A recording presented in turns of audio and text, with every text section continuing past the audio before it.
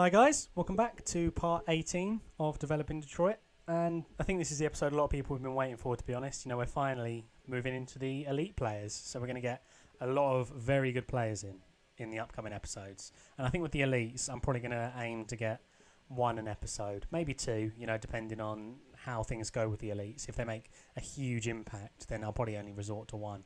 But if we're sort of struggling to see a few players, because to be honest, Answer, his gold card has been dreadful.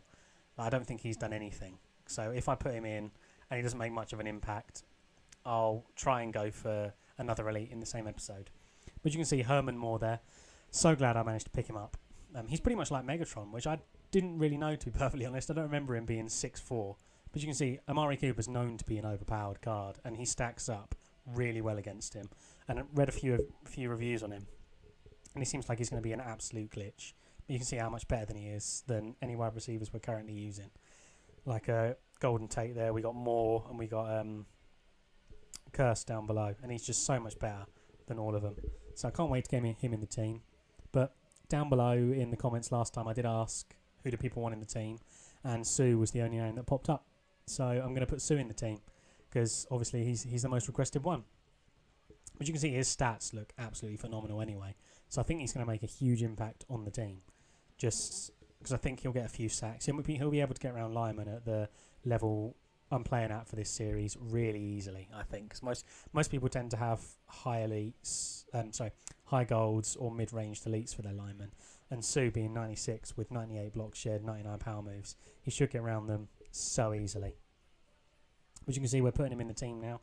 Like, as you can see, his stats there, he just looks phenomenal, to be perfectly honest. And I like to use the lineman, so I might use him for a few plays, see how it goes, or just let him do his own thing and use the other one.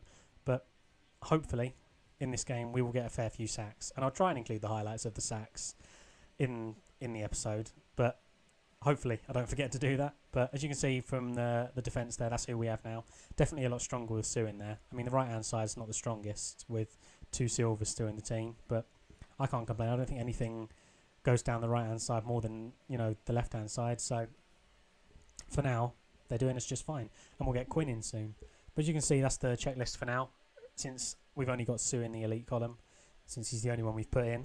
But pretty glad that we finally got to the elites. I think this will make gameplay a lot more fun, a lot more enjoyable, and hopefully make a lot more high-scoring games, or more one-sided games, because who doesn't want that in a Madden game, to be perfectly honest, just to dominate the game.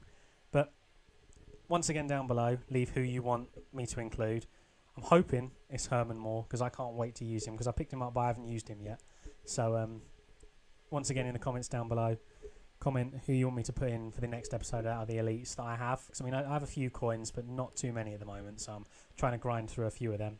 But, you know, like the video if you enjoyed it so far, subscribe for more, and I'm going to jump into a game now, so I'll see you guys there.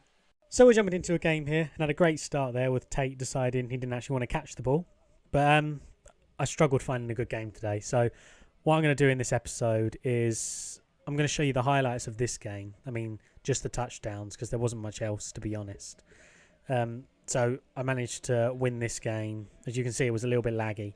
I managed to win this game 14-7. But I'm going to throw sort of some solo challenge in at the end. A little bit of advice in case people are struggling on them, because there's loads out at the moment.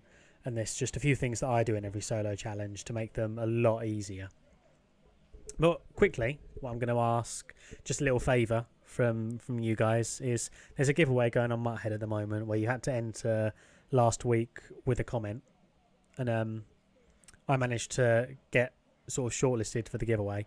But I'm going to put the link in the description, and if you guys could go over and vote for my comment, which is number 27 on the link, I think, that you actually get an Ultimate Legend for winning from the guy who's doing a giveaway, and one of the giveaway prizes is Ultimate Calvin Johnson. So if you could vote for me there, I could get Ultimate Calvin for this series, and I'll probably give him away after the series is done. So a little bit of incentive for you to vote for me would be you could potentially get Ultimate Calvin in the series. But I'll put all this in the description anyway, just in case people don't get this far in the video. But back into the game. This is the solo challenge, and something you should be doing a lot is chew clock. Chew clock is a huge important part of solo challenges. I mean, you can put Excel clock on, which is what I do. so the CPU doesn't actually get much time to go on offense. But chew clock all the time you can, because most of the solo challenges are either get a score in or defend. And if you manage to defend, they can be the harder ones when you get higher up, but lower down they're the easier ones. So what you do is you just go cover 3, because cover 3 tends to stop pretty much every offense they're going to throw at you. And then what you do is you get your D line, you pinch them, and you crash middle, which means I'd say 50% of plays I manage to get to the quarterback or get round my blocker and put pressure on, so they have to throw away quick. And if you're in cover 3, throwing away quick, you're going to get a pick a fair amount of the time, to be honest.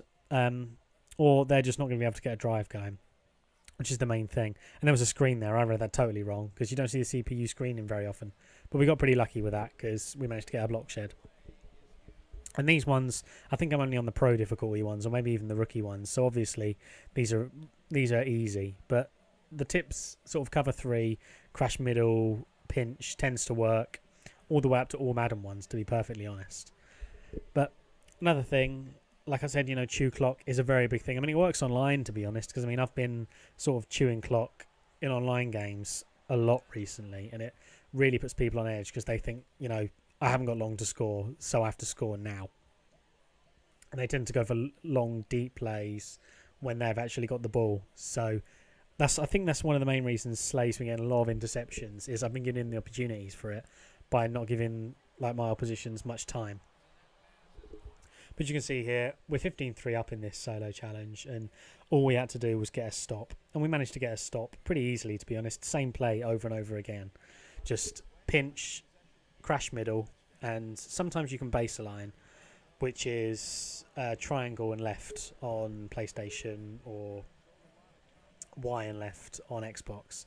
But that does help a little bit, but it's not needed, especially at the lower levels. But as you can see, I'm chewing clock here. I know I'm going to win the game, and I know I'm going to finish and get the reward.